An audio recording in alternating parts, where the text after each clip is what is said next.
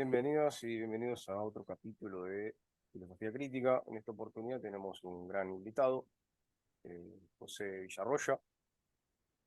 Para los suscriptores del canal de España quizás ya lo conozcan, pero vamos a hacer una pequeña presentación más que nada para eh, los que vivimos acá en América Latina, donde nuestro amigo no es tan conocido.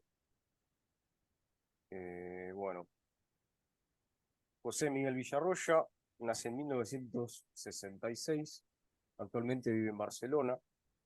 Si bien es conocido por sus intervenciones en la televisión catalana, tiene una historia académica muy interesante detrás. Estudió en la Universidad de Barcelona y en la Universidad Libre de Berlín. Es filósofo, teólogo, historiador, se especializa en historia de Alemania, específicamente en el siglo XIX. Y además es periodista, que, bueno, básicamente esa es su labor principal actual. ¿Cómo estás, José? Encantado, Javier. Un placer de estar contigo y un saludo también a toda la gente que nos esté viendo en directo o nos vea luego en diferido, que decimos en televisión. Bueno, muchas gracias por tu tiempo, Miguel. No, un placer es mío de estar y que me llames para hacer la entrevista.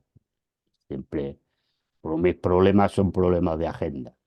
Además, intento hablar con todo el mundo. El problema es que tengo una agenda bastante profesional, bastante liada, entonces tengo que buscar pequeños espacios que a veces son cortos. Me gustaría a veces estar más con la gente, pero como decía Marx, somos esclavos de nuestras necesidades y hay que trabajar para comer, vestirte y tener un techo y poder un poco disfrutar de la vida, ¿no?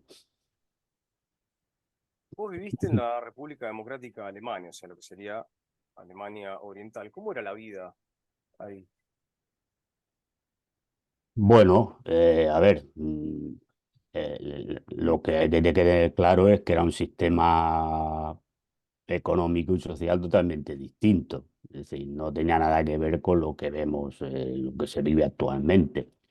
Es decir, no existía la propiedad de los medios de producción estaba nacionalizada, por lo tanto eran del Estado, bueno, era de los trabajadores, es verdad que lo gestionaba el Estado, pero era de los trabajadores que trabajaban en la fábrica, eran los propietarios de esa empresa y no existía, digamos, empresarios como tales. Sí.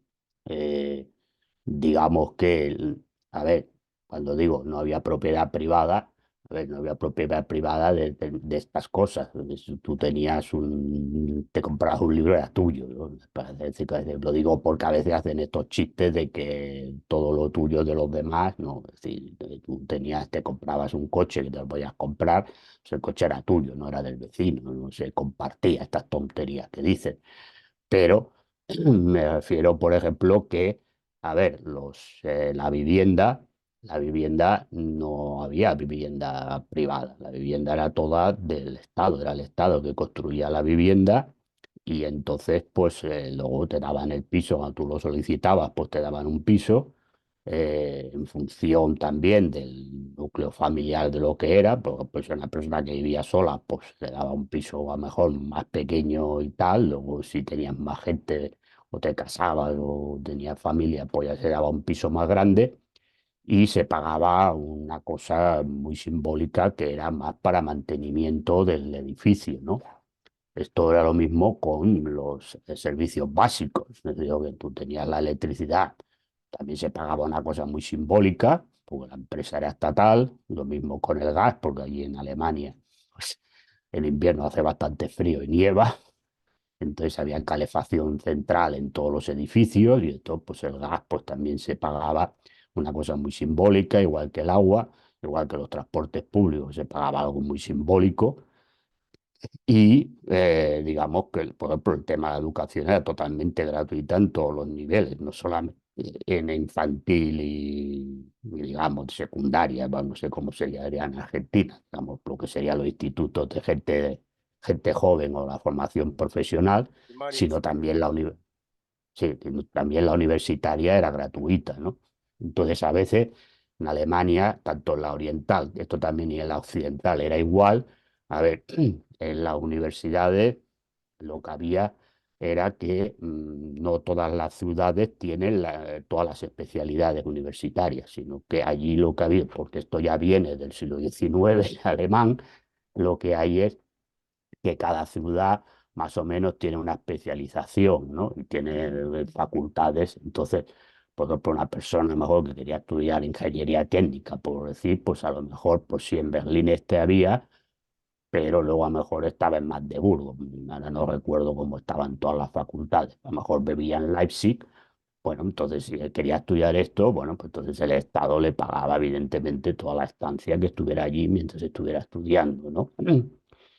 Y el resto de la vida, pues era normal. Es decir, no estábamos como a veces te explican que todo el día desfilando y cantando la internacional. La gente hacía su vida normal, es decir, iba a trabajar, había bastantes parones de descanso laboral, porque allí en Alemania lo que se consideraba también que, por ejemplo, el ejercicio físico era sano para también la mente y para descansar, entonces había unos parones para hacer una especie de ejercicio físico durante la jornada laboral y luego la gente, pues una vez terminaba su jornada laboral, pues hacía lo que le daba la gana. Y había bares, había restaurantes, había...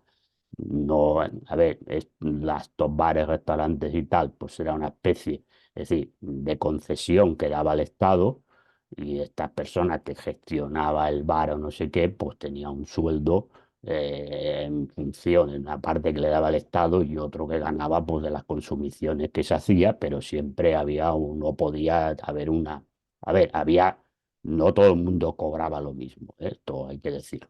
No todo el mundo cobraba el mismo salario, pues esto que dicen, ah, que ahí todo el mundo cobra igual, no, no todo el mundo cobraba lo mismo, lo que pasa es que no existía una diferencia sustancial, es decir, tú no estabas cobrando, por ejemplo, el que gestionaba la empresa no cobraba 10 veces más que el trabajador que estaba ahí, ¿no? Y además los sueldos eran públicos, todo el mundo sabía lo que cobraba el de al lado.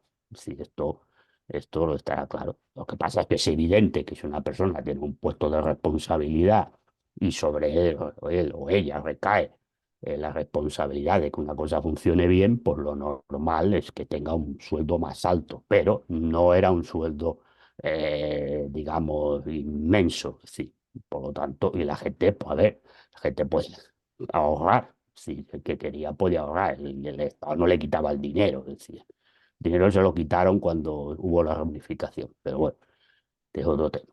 Y después, por ejemplo, la sanidad era totalmente gratuita.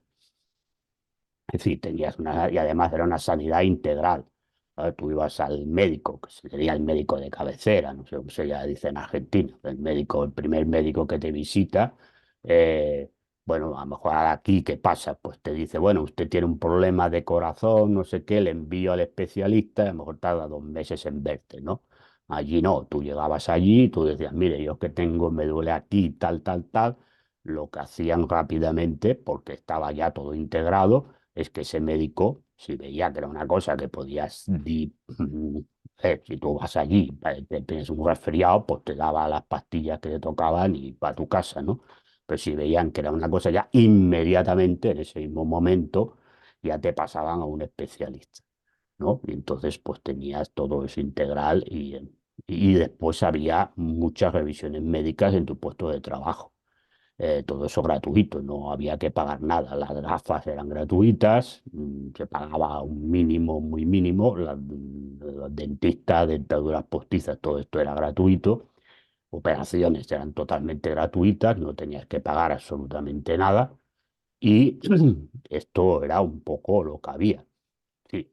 Luego, a ver, hablando del fútbol, pues había equipos de fútbol, se jugaba fútbol los fines de semana o entre semana cuando tocara, y bueno, pues había programas deportivos y había la televisión, pues había de todo.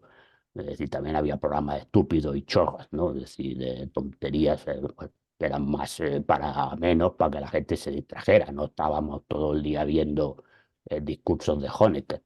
Entonces, pues había, claro, sí, es que está en la realidad, y había películas que se rodaban en la RDA o que venían de la Unión Soviética. Es verdad que no se veían películas americanas, pero otra cosa porque los americanos no se las llevaban. Es decir, pero luego, una vez, yo cuando llegué, sobre todo a partir del año 87, 88, que se empezó todavía mm, implementar mal las relaciones entre la RDA y la República Federal Alemana, se permitía tener antenas parabólicas y mucha gente veía la televisión de la República Federal Alemana.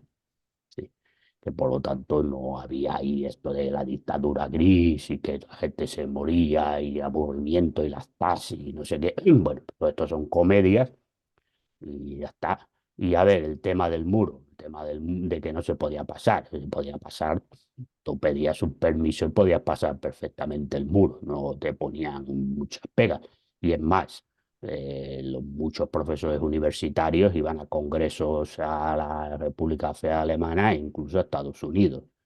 Allí nunca se le puso pega a nadie para que fuera y demás. Y las personas que tenían familia en la República Federal Alemana, pues iban a ver a sus familias. A ver, cuando no se podía pasar, no era porque la RDA no dejaba pasar. Es que la República Federal Alemana, en la época de Konrad Adenauer, que era canciller, prohibía pasar.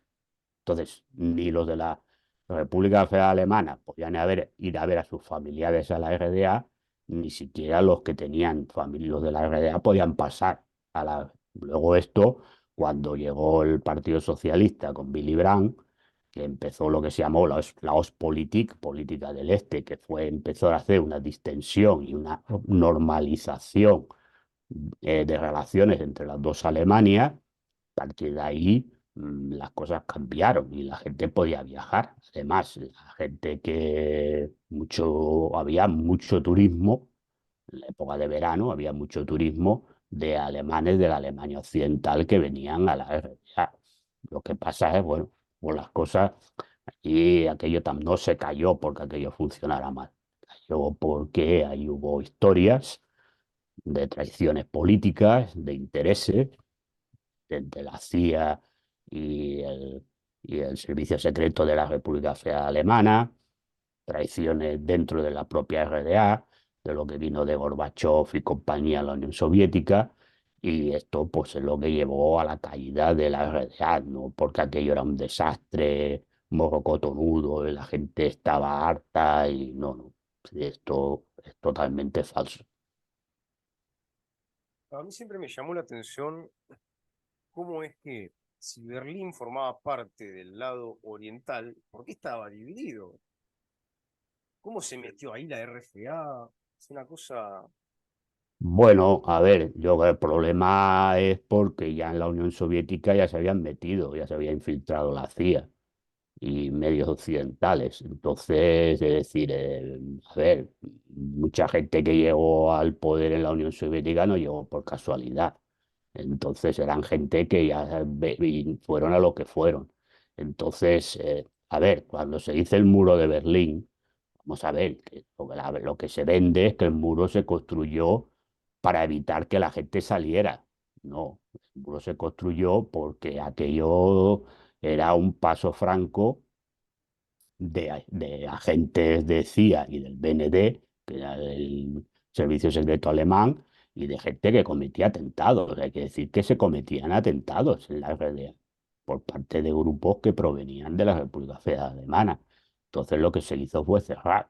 Es evidente que cuando se puso el muro, pues claro, se creó un problema en el sentido a nivel personal de muchas personas, porque había personas que tenían familia en el otro lado y que, o de un lado o de otro, que durante un tiempo pues no se pudieron ver, porque es verdad que al principio no se podía pasar, o era muy complicado pasar, pero se hizo por el tema este.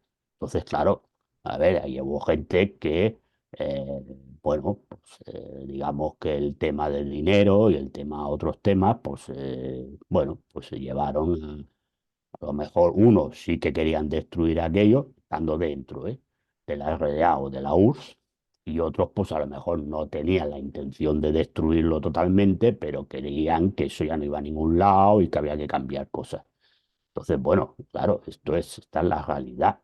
Claro, cuando tú realizas toda una serie de cambios sin tener presente hacia dónde vas, que es lo que le pasó a la Unión Soviética, pues se llevó a lo que llevó, al desastre. Claro, al caer la Unión Soviética, pues se vino abajo todo. Es decir, la RDA no podía funcionar sin la Unión Soviética. La RDA, es decir, vivía fundamentalmente gracias a la Unión Soviética. Sin la Unión Soviética, la RDA no hubiera tenido viabilidad, porque además hubiera quedado rodeada de países capitalistas, seguramente le hubieran hecho boicots, le hubieran hecho muchas cosas que hubiera provocado, claro, que entonces sí que la gente se hubiera lanzado a la calle, pues claro, si tuvieran cerrado fronteras, tuvieran cerrado la posibilidad, como pasa ahora en Venezuela o en Cuba, ¿no? Los bloqueos económicos y bloqueos tal, pues claro, esto hubiera llevado a la larga, pues que la población, si ya se hubiera visto privada de determinadas cosas, de productos a lo mejor básicos o necesarios, pues que la gente hubiera salido a la calle y eso hubiera caído. Y la RDA, una vez desaparece la Unión Soviética, la RDA no tiene ningún futuro. Esta es la realidad. Pero la realidad no cae porque la gente salga a la calle pidiendo que caiga. Es decir, pocos días antes de que se produzca la reunificación, hay una manifestación multitudinaria en el Berlín Oriental pidiendo el mantenimiento de la RDA.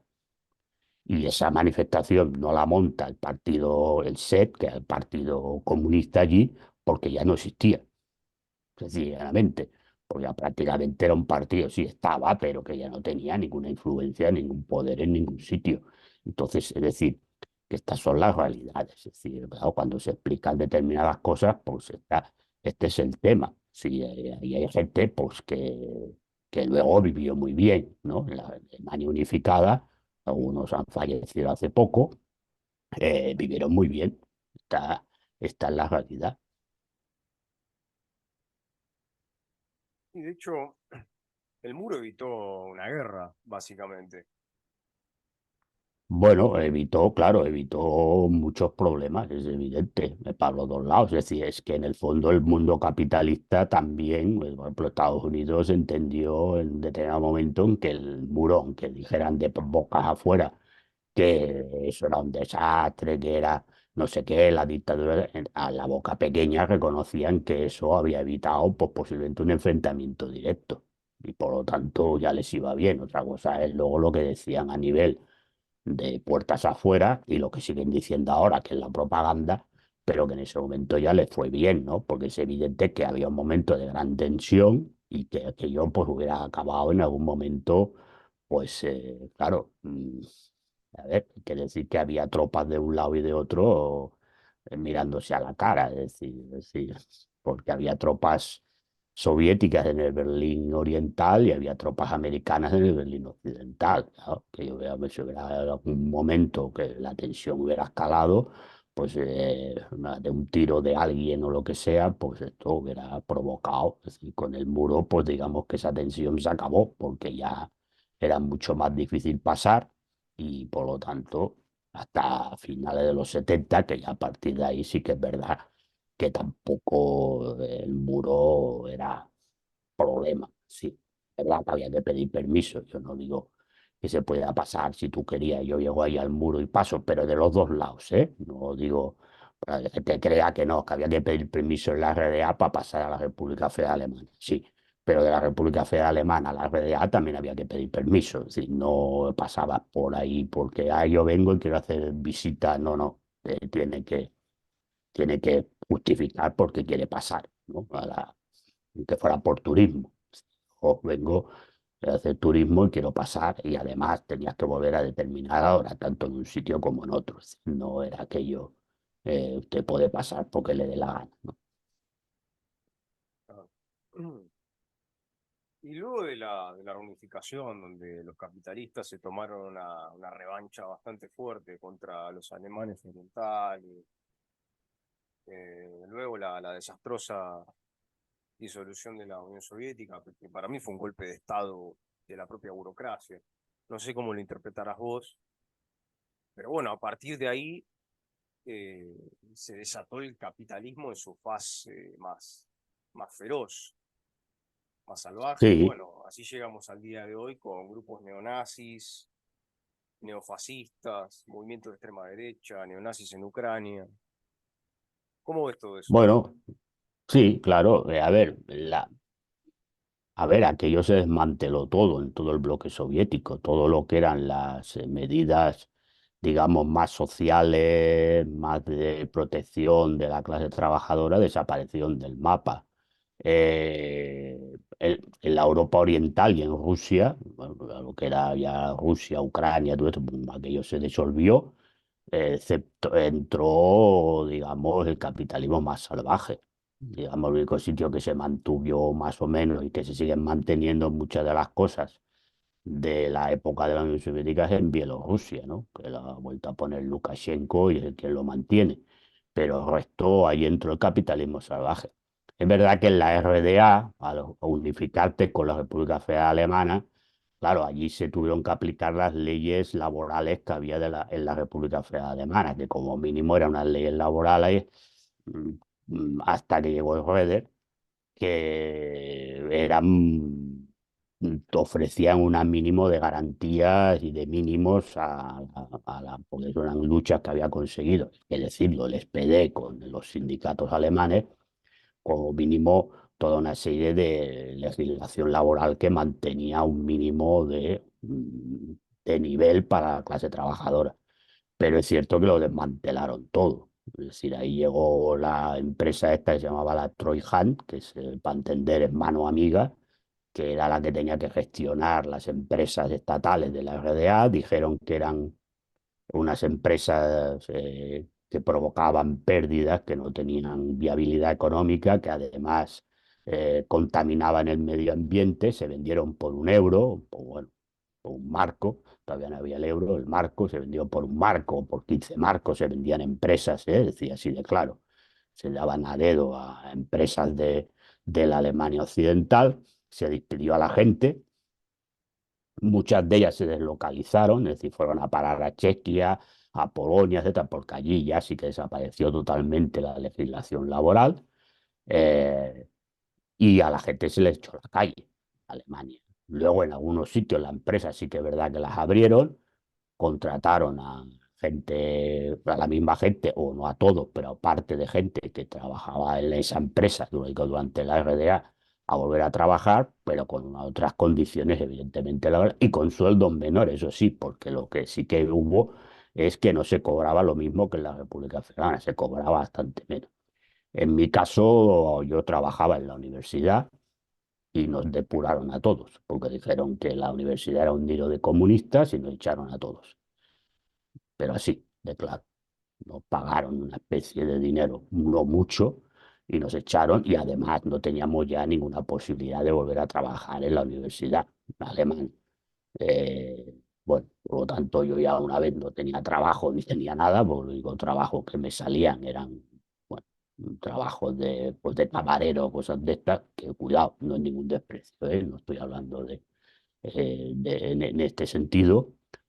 Bueno, pues decidí volverme para España, para, porque aquí sí que es verdad que tenía trabajo de lo mío, es decir, de periodista, porque yo estando allí seguía trabajando para periódicos deportivos españoles, porque enviaba cosas de la Liga de Fútbol de la otra Alemania, porque como podía hacerlo, pues enviaba cosas, entonces yo seguía teniendo trabajo aquí, entonces pues me volví para mi casa, pero la gente lo pasó muy mal y entonces mucha gente perdió la casa porque no la podía pagar, porque esos pisos, esos bloques que eran propiedad del Estado, lo compraron inmobiliarias, lo compraron bancos, y entonces evidentemente si tú pagabas, por ejemplo, para la gente me entienda, pues 40 o 50 marcos, pues empezaste de golpe a pagar 400. Y entonces, claro, los sueldos eran los que eran, la luz había que pagarla también mucho más cara, la calefacción igual, igual, y mucha gente pues perdió su casa. Pues no podía pagar, perdió su casa y tuvo que ir a dormir a la calle, o albergues o cosas de estas. Es decir, esta es la realidad de lo que hubo después de la reunificación y en Alemania, lo que era la Alemania La RDA pues está viviendo, pues es evidente que no se ha hecho ninguna inversión más allá de la infraestructura para tal, pero la gente está muy mal.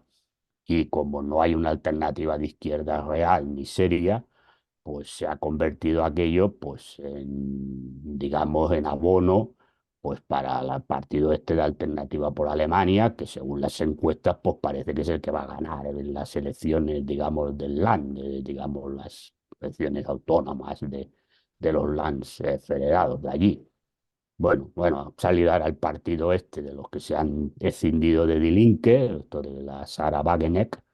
Bueno, vamos a ver si esta gente pues puede cambiar la torna de los votos. Pero bueno, yo también creo que dentro del sistema democrático burgués pocas cosas se pueden cambiar y hacer muchos cambios importantes para la gente, ¿no? Pero bueno, todo lo que hay, sí, es la realidad de lo que hay, ¿no? Si a la miseria, si tú no hay una alternativa real de izquierda revolucionaria, pues es pasto pues, de estos grupos extremistas que muchos de ellos forman parte del sistema también. Bueno, segundo bloque de esta entrevista con nuestro amigo Villarroya. Vamos a hablar un poquito de fútbol, si te parece. Bueno, pues no hay problema para ¿Cómo hacer era, fútbol. cómo era el fútbol en la RDA? Bueno, a ver, el juego era el mismo. Lo que pasa es que, claro, la diferencia estaba en lo que eran, cómo eran los clubes de fútbol. A ver, aquí estamos acostumbrados que los clubes de fútbol pues sean unas sociedades deportivas donde normalmente los presidentes son gente de mucho dinero y entonces se mueve mucho dinero en el fútbol, ¿no? A ver, ahí en la RDA, como no existía la propiedad privada general, pues no pueden, los clubes de fútbol no eran clubes privados. Sí, en principio los clubes de fútbol eran sociedades deportivas que eran propiedad de las empresas, es decir, las empresas creaban equipos de fútbol. Entonces, por eso los nombres, pues esto pasaba en todo el bloque soviético, en todo el bloque comunista, por eso los nombres de los equipos tenían, mejor empezaban Motor Halle, Dinamo Berlín, Dinamo Dresde, eh, Hansa Rostock, etcétera, etcétera, ¿no? Esto significaba cada nombre que había delante del equipo o del nombre de la ciudad, pues lo que era, significaba a qué empresa pertenecían. Entonces, lo que había era, pues los jugadores de ese equipo jugaban, eran trabajadores de esa empresa y trabajaban en la empresa, no estaban solamente dedicados al fútbol. Lo que pasa es que tenían una serie de horas semanales para entrenar y luego cuando iban a jugar, pues esas horas que estaban el domingo o el sábado, según el día que fuera el partido, pues esas horas luego se les eh, descontaban de la semana laboral, pero los jugadores su sueldo lo cobraban de la empresa en la que trabajaban, no del equipo de fútbol. Bueno, esto, por lo tanto, no eran equipos profesionales. Es decir, esto lo que pasa, claro, luego esto afectaba a la selección, porque evidentemente cuando jugaba competiciones internacionales, pues no tenía mejor un nivel tan competitivo como podían tener otras selecciones, ¿no? Entonces lo que se hizo en los años 60, entre el 65 y el 66 del siglo pasado, fue crear lo que se llamaban los clubes de desarrollo. Es decir, que una serie de las ciudades, la división administrativa de la Alemania Oriental, de la RDA, era por zonas, se llamaban Bezirke, que eran zonas administrativas. Entonces, cada zona administrativa tenía una capital. Entonces, se creó un club de desarrollo, es decir, en cada capital de estos círculos. Y estos equipos, digamos que tuvieron, aun perteneciendo a estas empresas, sí que tuvieron una estructura deportiva, solamente estos, el resto siguieron igual, sí que tuvieron una estructura deportiva más similar, me refiero en estructura, no en, en el mando ni esto, ¿no? Pero sí que tuvieron una estructura deportiva más parecida a los clubes de fútbol, pues, por ejemplo, de la República Federal Alemana o de España o de Argentina, ¿no? donde sí es verdad que los jugadores, aunque seguían perteneciendo a la empresa, que era la, digamos, la propietaria de, para entendernos, digo, propietaria entre comillas, del club de fútbol, sí que es verdad que los jugadores estaban más tiempo en, digamos, ejerciendo de futbolistas que en su puesto de trabajo. Eso elevó pues el nivel del fútbol a nivel de determinados jugadores, pues elevó un nivel de fútbol y la RDA pues pasó a competir más a nivel pues ya Eurocopas o Mundiales. No ganó ninguno, pero por lo menos no caía a las primeras de cambio con goleadas estrepitosas y sacó sobre todo poco antes de la reunificación, pues algunos jugadores de mucha clase mundial que luego los se ficharon en la República Federal Alemana o incluso algunos jugaron en equipos italianos y tal. El caso más famoso es Matías Sama, que ganó el Balón de Oro. Matías Sama era un jugador del Dinamo Dresden, de la República Democrática Alemana. Entonces, estos equipos, pues sí que incluso estos equipos pues, compitieron en Europa y uno de ellos, el Magdeburgo, pues ganó en el año 74, ganó la Recopa al Milan, ¿no? Un Milan que tenía grandes jugadores. Sí, este es el tema, pero la verdad es que los clubs no eran propiedad de, no podía venir un empresario, comprar el club y hacer lo que le diera la gana con él, porque los clubes entonces no existían traspasos entre los jugadores, lo que se llama eran jugadores prestados, es decir, cuando un jugador pasaba de un equipo a otro, pues se llamaba jugador prestado, pero no había traspaso, no se pagaba traspaso por un jugador u otro.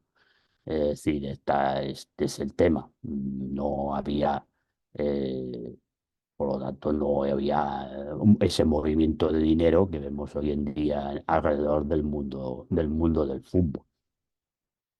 Pero a nivel de afición era lo mismo. Es decir, las aficiones pues seguían a su equipo, viajaban, la afición visitante pues viajaba al campo porque se reservaban asientos para la afición visitante, la gente viajaba, animaba, existían periódicos deportivos, específicamente deportivos, había un programa de televisión el fin de semana, el domingo por la noche, para ver los resúmenes de la jornada y demás, y había tertulias deportivas, ¿no? Es decir, que en esto sí que no había mucha diferencia entre la RDA y otro país donde hubiera fútbol, ¿no? Pues que era el tema de cómo era la estructura y el desarrollo del fútbol. ¿Se enfrentaron alguna vez la RFA y la RDA? Sí, en el Mundial del 74, que se jugó en la República Federal Alemana y ganó la RDA 0-1. Es decir, sí. Mira, Bueno, ahora que ha fallecido Franz Beckenbauer, es famosa la foto porque Franz Beckenbauer era el capitán de la República Federal Alemana, que ganó el Mundial. La República Federal Alemana ganó ese Mundial del año 74, pero ese partido que se jugó en Hamburgo lo perdió con la RDA. Sí, es famoso porque, bueno, mira, los dos capitanes, porque el otro capitán, el de la RDA, que es Bernd Brench, falleció hace 2 años y ahora Beckenbauer también ha fallecido. Ya digamos los dos capitanes de la selección, que es una famosa foto, se están dando la mano los dos y cambiándose los banderines, pues ya no está ninguno de los dos. Bernd Brench jugaba en el Halesse, que era un equipo de estos de desarrollo, de la ciudad de Halle en el sur de la RDA, es decir, el jugador. Bueno, pues es la única vez que se enfrentaron, es decir, fue en un mundial que dio la casualidad, y además la RDA quedó en por perder ese partido, la República Federal Alemana quedó segundo de grupo, porque entonces era por grupos y demás, y entonces pasó a un grupo mucho más sencillo, en cambio la RDA le tocó Brasil y Argentina y no ganó ningún partido y ya la eliminaron. Pero bueno, y ese mundial pues del año 74 lo terminó ganando la República Federal Alemana, pero ese partido lo perdió, sí. Marcó el gol Jürgen Sparwasser, que era un jugador del Magdeburgo, que luego pasó a la República Federal Alemana, pensando que allí lo iba a contratar un equipo de campanillas y no tuvo mucho éxito y volvió a la RDA. Es decir, porque antes se dice que luego la RDA te perseguía y no sé qué, bueno, pues volvió a la RDA y estuvo trabajando de entrenador en equipos de fútbol, es decir, tampoco no le persiguieron ni le hicieron absolutamente nada. Interesante. Es más, no sabía que Argentina jugó contra la RDA. Sí, sí, en el año 74 sí. No, perdón, Argentina no, Brasil-Holanda, perdón, me equivoco. Ah, Brasil y Holanda, me he equivocado yo. Perdón, ese error mío. Brasil y, bueno, ahora se llama Países Bajos, en aquella época se decía Holanda, pues Brasil y Países Bajos, Holanda, sí. Que Holanda, bueno, llegó a la final con la República Federal Alemana y perdió. puede ser que tengan una estructura similar a los clubes, algunos clubes de fútbol, por ejemplo, acá en Argentina, que son clubes de barrio, sustentados por los No, socios, no, no, o es diferente. es diferente. Aquello no, a ver, había después, claro, a ver, yo estoy hablando de lo que eran las primeras categorías, ¿no?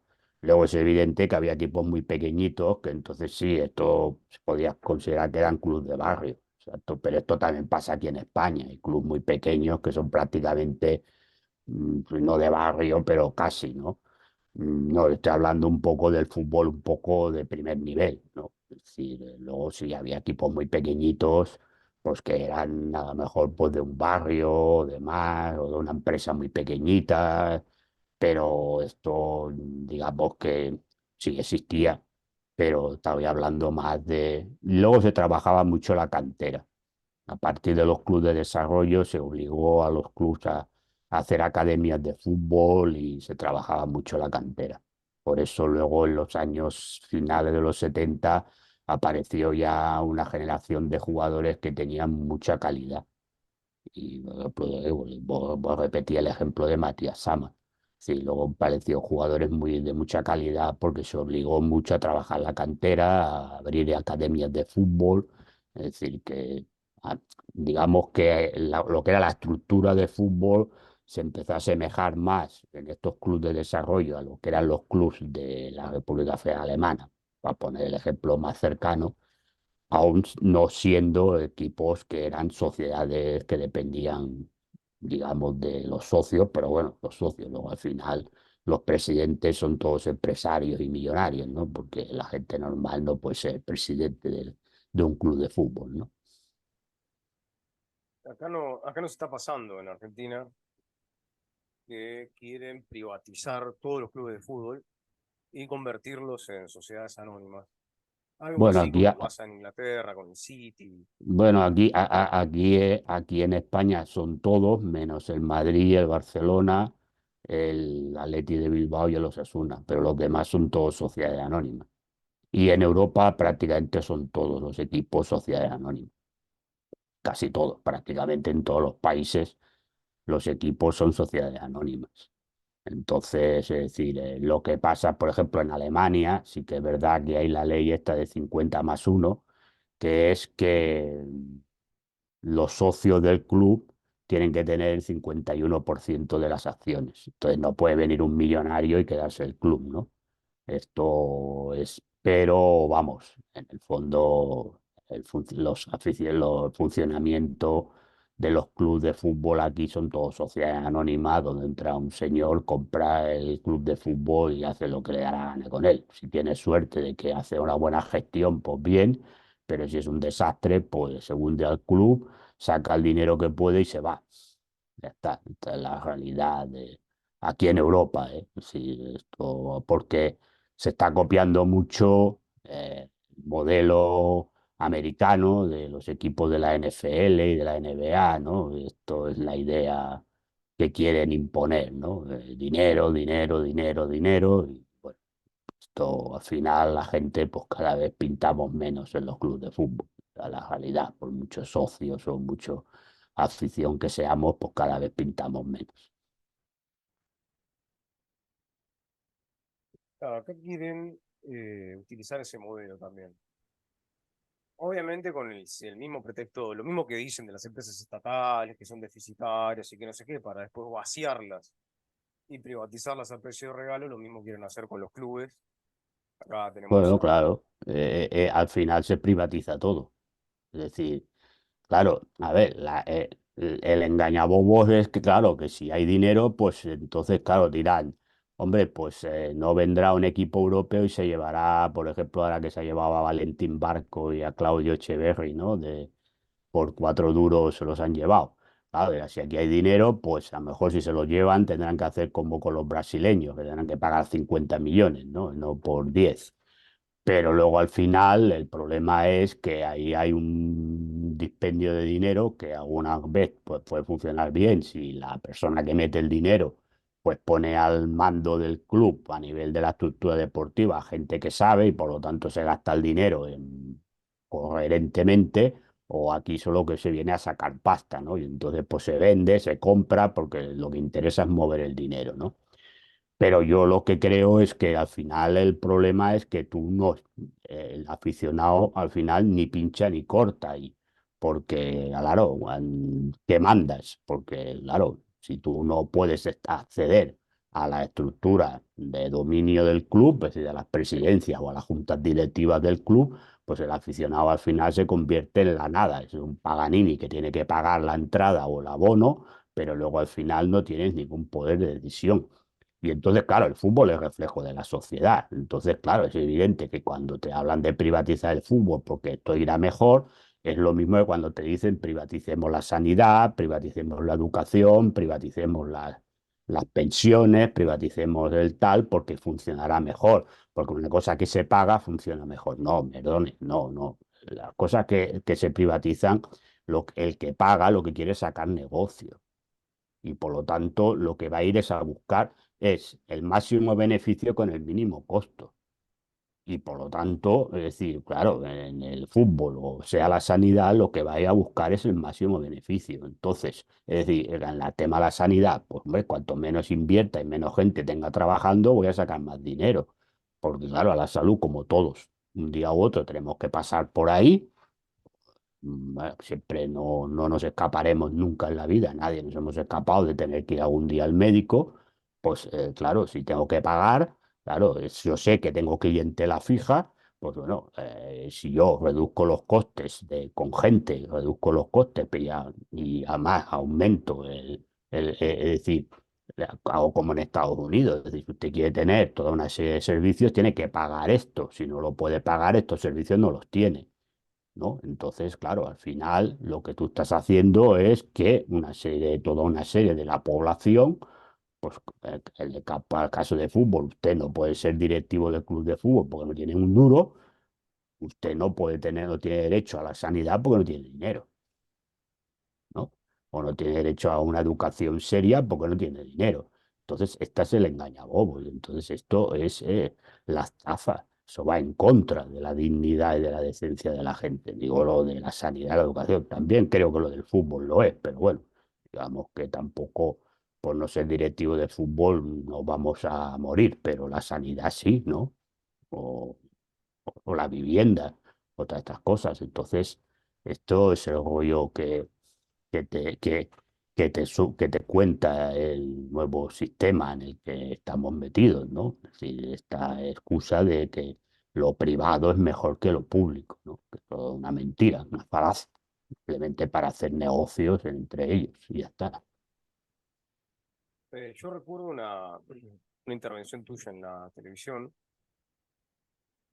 donde mencionabas un hecho muy concreto con el que coincido, y es que después de la disolución del bloque soviético y de la RDA, todos esos derechos, todo ese estado de bienestar que se estableció para evitar cualquier tipo de movimiento revolucionario, eh, todo ese estado de bienestar se desmanteló y se llevó adelante lo que ya sabemos, ¿no? Lo que vos me comentabas en la RDA, estas privatizaciones, shock económico.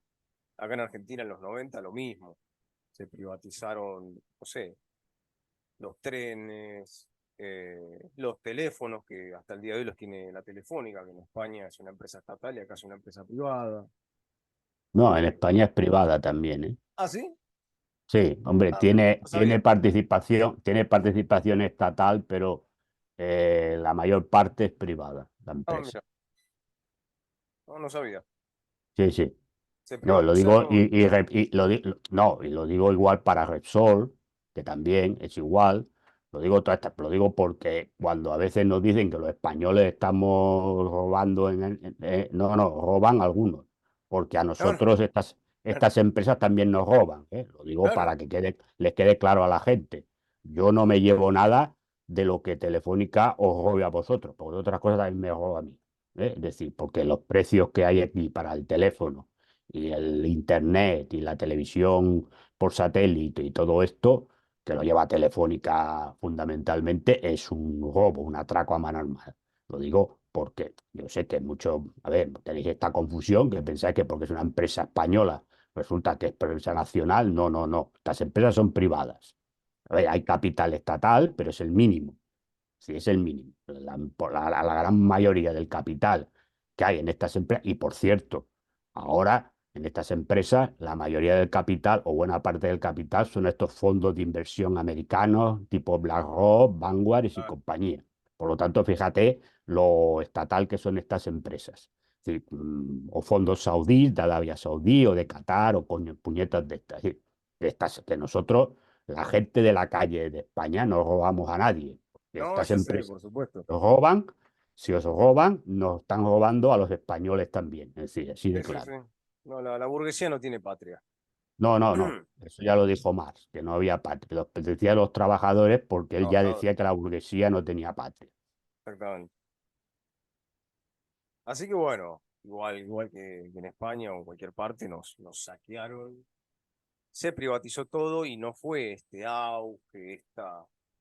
No sé cómo, no sé qué, no sé si pasó esto en España en los 90 también, Bueno, porque era eso la pasó en los época. 80. A ver, es que tú fíjate aquí, todas estas empresas que tú dices, en la época de Franco, era el dictador. No, yo no voy a defender a Franco, evidentemente. Pero en la época de Franco estas empresas eran públicas, bueno, eran del Estado. Y las privatizó Felipe González, un señor del PSOE, un gobierno del PSOE. Socialista, Y luego, supuestamente. sí, sí, sí, bueno, pues la empezó a privatizar el señor Felipe González del PSOE y las acabó de privatizar Aznar, que era del PP, es decir, los dos lo mismo. Y ahora son privadas. ¿Mm? Es decir, todas estas las empresas de Telefónica, de la luz, del gas, todas estas son privadas en España. No, aquí es evidente que cuando desapareció la Unión Soviética, el miedo a una posible revolución proletaria se les acabó. Es decir, entonces el estado del bienestar estaba puesto ahí para evitar fundamentalmente una revolución proletaria, porque mantenía unos mínimos a las clases obreras y las clases desfavorecidas, eh, que, bueno, pues durante un tiempo la gente vivió bien, no hay que decir otra cosa, pero era fundamentalmente ¿para qué? Porque existía una alternativa. Una vez desapareció la alternativa, lo que se vendió es que el estado del bienestar no era factible. Y a partir de ahí, lo que estamos asistiendo, bueno, ya hemos asistido, porque prácticamente el estado del bienestar no existe. Es a un desmantelamiento.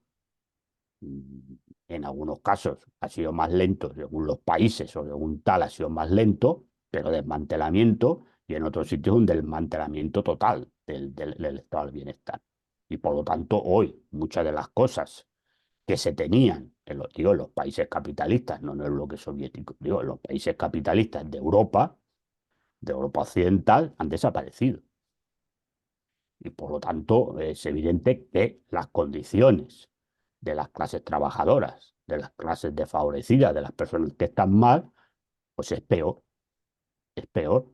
porque como han perdido el miedo a una posible revolución proletaria, porque el relato, que siempre es importante, es que aquello, es decir, el bloque soviético, para que me entiendan, aquello fue un fracaso y ha fracasado y no sirve para nada, pues eso ha desaparecido, ese miedo ha desaparecido. Y como ha desaparecido ese miedo, ya no tienen necesidad de mantener un estado del bienestar. Y por lo tanto lo que están aplicando es un capitalismo cada día más salvaje. Y se acabó. Es decir, te lo matizan, ya te digo, depende de los países, pues haya mejor algún matiz o alguna cosa, pero cada vez está peor.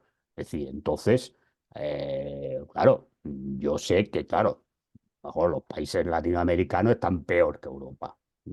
seguramente. Yo no lo voy a poner en cuestión. Pero mucha gente que viene aquí, emigrante, con toda su ilusión de que aquí entiende que puede ser una vida, cuando llega aquí se encuentra que el problema, a ver, evidente, está mejor que allí, porque entre otras cosas, allí hay países, según de donde venga, pues te encuentras todas estas bandas de cárteles, maras, etcétera, etcétera, que te pueden matar por la calle sin ningún tipo de problema, pero aquí tampoco el dinero cae del cielo por cada vez, entonces se pagan miserias de salario, se pagan muchas cosas y a ver, pues toda una serie de cosas que los pisos están carísimos, se está pagando ya por una habitación un pastizal, es decir, que la situación en Europa occidental, pues ya no hablo de la oriental porque aquello es un desastre, pero en la Europa occidental, pues cada vez el nivel de vida es peor y va a ser peor. Entonces, esta es un poco la realidad que también está viviendo Europa occidental. Sí, y se está aprovechando todas estas situaciones geopolíticas y demás, como la guerra de Ucrania, ahora el tema de Gaza con el problema, el tema de los hutis en el Mar Rojo y demás, pues para empobrecer a la población, que ya empezó con el tema de la pandemia, se cerraron empresas, cerraron las tiendas, cerró todo, no sé qué, y la gente, pues, mucha gente no se ha recuperado de todas las pérdidas que tuvo, y a partir de ahí, pues, estamos en un empobrecimiento cada día mayor de la población. Y esta es la realidad en Europa occidental. Y eso, bueno, forma parte de un interés que es que, claro, si tú estás ya en la miseria, pues tienes que aceptar todo lo que te den. Porque además el tema fundamental es que el futuro que viene no va a haber trabajo para todo el mundo. Ya está. Y por lo tanto, si tú, por ejemplo, ya vas empobreciendo a la población ahora mismo, la gente cada vez tendrá menos hijos. Con lo cual, esa teoría, ¿no?, maltusiana de hace muchos años, de que de no hay recursos para toda la población, hay esas personas que hablan de decrecimiento, la teoría del decrecimiento, claro, no lo dicen abiertamente, pero también hablan de un decrecimiento de la población mundial. Como evidentemente hoy en día una guerra, pues general, me refiero a una guerra mundial, no por desgracia, eh, pues guerras locales las va a haber, pero claro, una guerra general con misiles nucleares, pues esto genera un problema porque tampoco también ellos, si oye, antes cuando una guerra convencional, pues si tú estabas en determinado sitio no te tocaba nada, pero hoy en día, claro, si cae un misil, bueno, claro, es un problema, ¿no? Entonces, pues claro, y como tampoco pueden hacer meter a la gente en campos de concentración y en cámaras de gas, es decir, bueno, a Israel le dejan hacer lo que le dé la gana, ¿no? Esto es otro tema. Pero bueno, ese es otro tema, ¿no? Es decir, ahí ya puede matar a todos los palestinos que quiera, que ahí no hay problema. Pero bueno, en general no nos van a meter en Europa Occidental en cámaras de gas como hizo el tío Adolf. Entonces, pues claro, como una manera de reducir la población, bueno, pues que la gente no tenga hijos. Entonces tú empobreces a la población de una manera tal que la gente cada vez tiene más problemas para tener una vida. Y aquí en España, por ejemplo, hablando de España, para la gente joven es muy complicado labrarse un futuro independiente de sus padres, porque cobran unos salarios de miseria y los pisos están por las nubes. Entonces, claro, si no se casan o no pueden vivir en un sitio, no pueden vivir en pareja, pues es muy difícil que tengan hijos. Porque si luego al final, cuando le ceden a la vivienda, tienen que dedicar un 70 o un 80% de los salarios que cobran a pagar la vivienda, más luego, pues paga luz, paga agua, paga el gas y come, pues es muy difícil que tengan hijos. Entonces, con eso tú también consigues, pues a la larga, consigues una reducción también de una bajada de la natalidad y tú a la larga consigues una reducción de la población. Y entonces, en esas cosas andamos.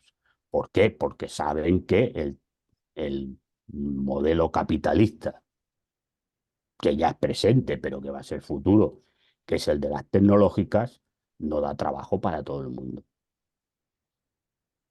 Ya está. Y esta es la realidad del mundo en el que nos encontramos hoy en día. Entonces, ahí vamos. Entonces ya no es un problema de que en este país esté mejor o peor. El problema es que dentro de poco vamos a estar todos igual, de mal, ¿eh? Sí, Porque sí, el problema sigue es siendo un problema de clases, en el fondo. sí, hombre, el No de problema de los... clase es siempre, el problema de clase es siempre, porque es evidente que en Argentina los ricos viven mejor que yo. Es exactamente igual en todo el mundo.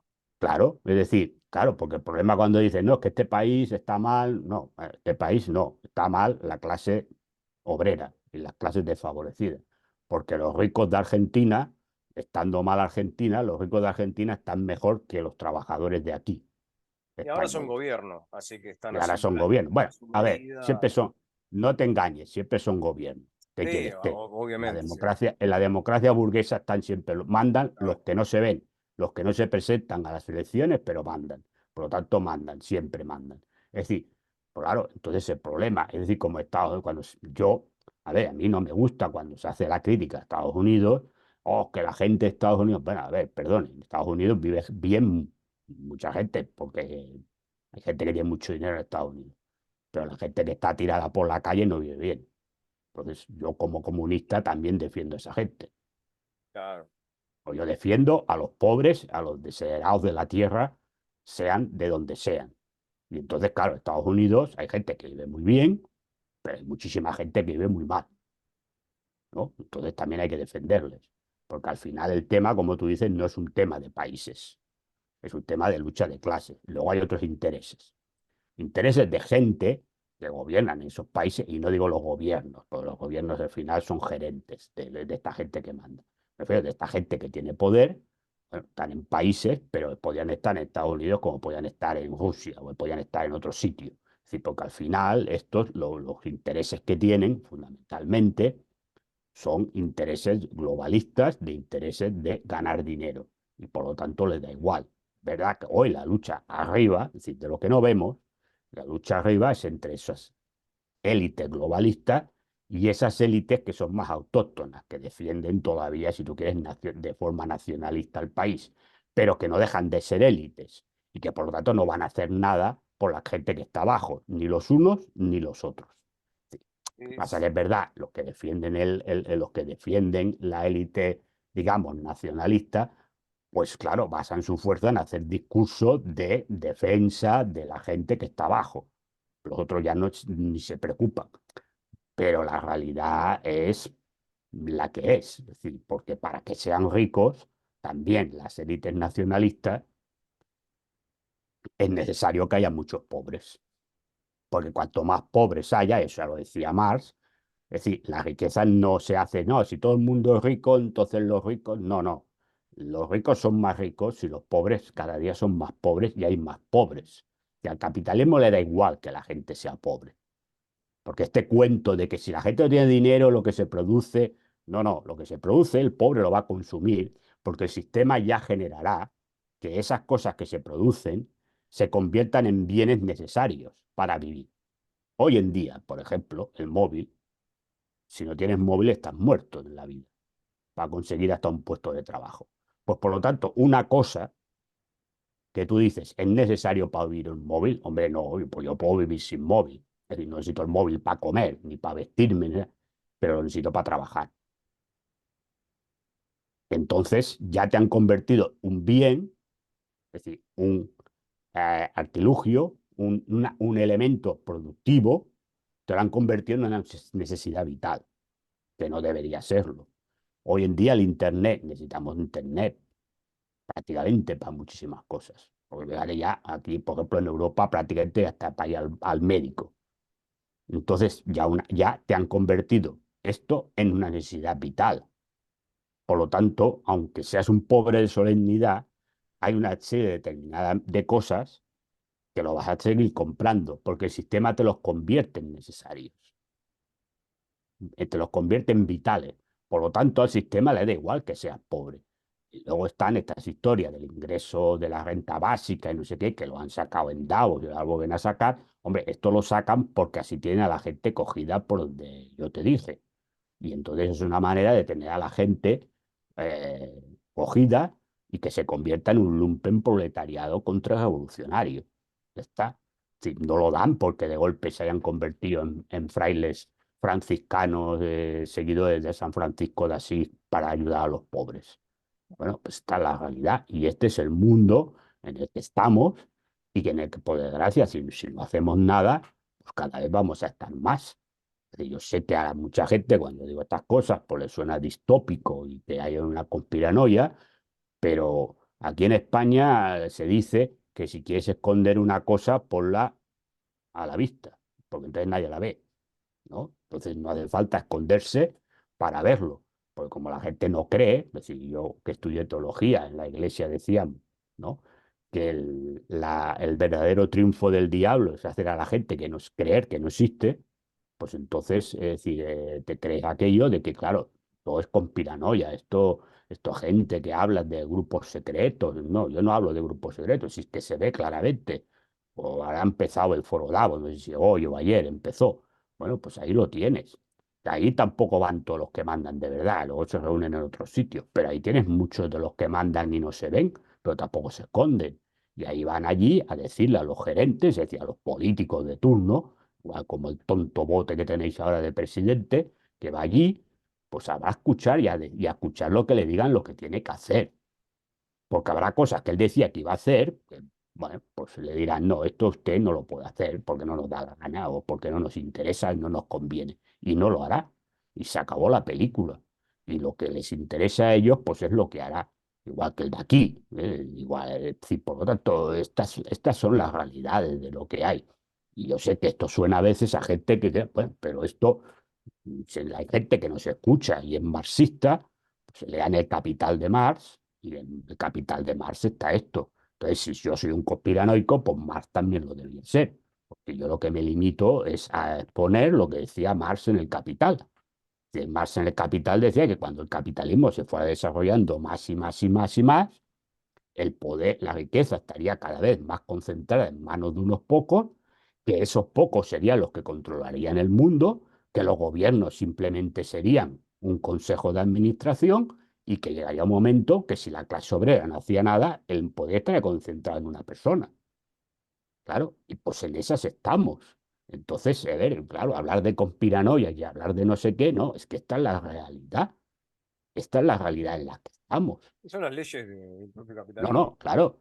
Y además, es decir, cuando ven en crisis, no, es que está en crisis, capitalismo está en crisis. No, lo que está en crisis es el modelo de producción. Pero eso ya lo decía Marx, cuando el capitalismo esté en su máxima expansión, las crisis serán más periódicas. Pero eso no significa que el capitalismo esté en crisis. Entre otras cosas porque no tiene alternativa en estos momentos, Claro. ¿no? Porque ¿qué alternativa tiene? O gente que plantea alternativa al capitalismo. No la hay. Entonces, es Es una decir, minoría. claro, porque no hay, hoy no hay un gran país que no sea capitalista o importante. Claro, entonces, claro, pues entonces a partir de ahí, pues el capitalismo en crisis no está. Lo que está es en crisis porque el modelo productivo capitalista hasta ahora, que era el productivo, está en crisis. Porque el que va a surgir, que ya está, ya es presente, pero va a ser el futuro, es el tecnológico, porque el financiero este ya va por su cuenta. Este ha existido siempre, cada vez más fuerte y cada vez más poderoso, pero el que va a surgir es el tecnológico. Y el tecnológico no necesita tanta gente, necesita tanta fuerza de trabajo. Y este es el problema. Y en estas estamos en estos momentos. Y todo lo que estamos viendo a nivel geopolítico es para controlar determinadas zonas del planeta donde hay unas materias primas imprescindibles para la construcción de los móviles, de las televisiones, de digitales, del internet y de todas estas cosas. Ya está. Y de los microchips, de los nanochips y de los chips que se llamen. Esta es la realidad en la que estamos hoy en día. Y punto. Y no hay más. Coincido totalmente. Bueno, Miguel, te agradezco mucho tu participación en este espacio. Sé que tenés que ir a Sí, trabajar. otro día me comprometo otro día que estés más tiempo y poder participar y estar más rato contigo, que ha sido un placer conocerte y repito, te deseo lo mejor para ti y un saludo a toda la gente que nos vea. Un saludo desde España a los que sean de España, a los que sean de Argentina u otros sitios de Latinoamérica, pues un placer saludarles. Muchas gracias, Miguel. Un abrazo grande. Un abrazo. Estamos viendo en la próxima. Nos vemos al otro día.